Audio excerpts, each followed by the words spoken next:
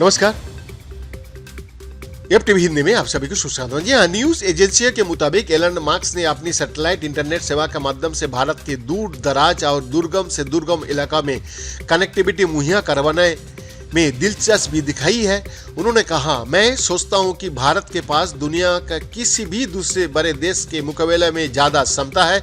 आइए satellite internet service के बारे में हम लोग थोड़ा साझा कर ले।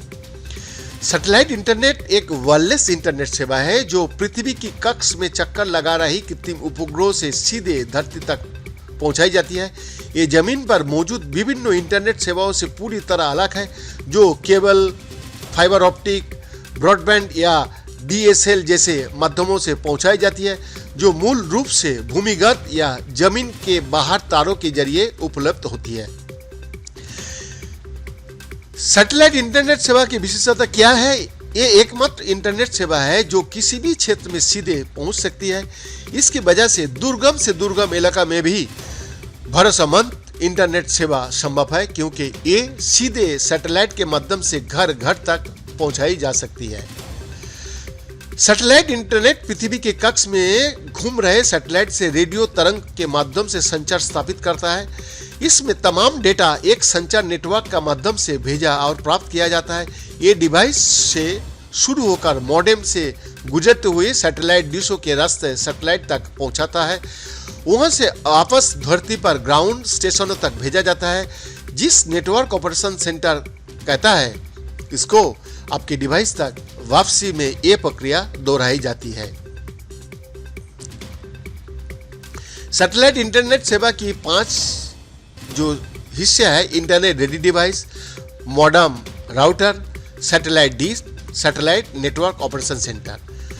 सैटेलाइट इंटरनेट सेवा के फायदे: Forbes.com के मुताबिक अमेरिका के सभी 50 राज्यों की ग्रामीण इलाकों में सैटेलाइट इंटरनेट सेवा की वजह से ही इंटरनेट उपलब्ध है। स्टारलिंक और अमेजन जैसी कंपनियों को इस क्षेत्र में उतरने की वजह से भविष्य में इसमें ज्यादा हाई स्पीड इंटरनेट सेवा मिलने की उम्मीद बढ़ गया है।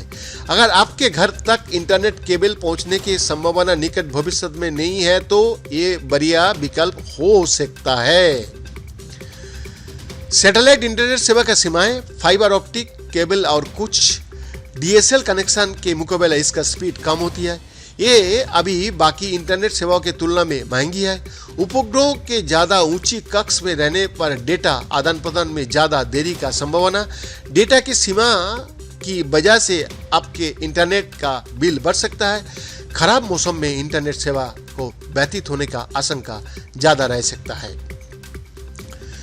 अगर आपका घर तक इंटरनेट केबल या फाइबर ऑप्टिक्स का सेवा का पहुंचना मुश्किल है, या फिर DSL यानी कि डिजिटल सब्सक्राइबर लाइन सेवा की गति धीमी है, तो इंटरनेट की जरूरत पूरी करने के लिए सैटेलाइट वाली इंटरनेट सेवा का विकल्प बढ़िया होगा। लेकिन यदि केबल या फाइबर ऑप्टिक उपलब्ध है या फिर DSL की सेवा भी सैटेलाइट की तुलना में फास्ट है, तो वही विकल्प आपके लिए बेहतर है, क्योंकि उनमें अभी आपको स्पीड भी ज़्यादा मिलती है और तुलना में रूप से कीमत भी कम होता है। वैद्यनाथ दास का report, FTV Hindi, Delhi, India.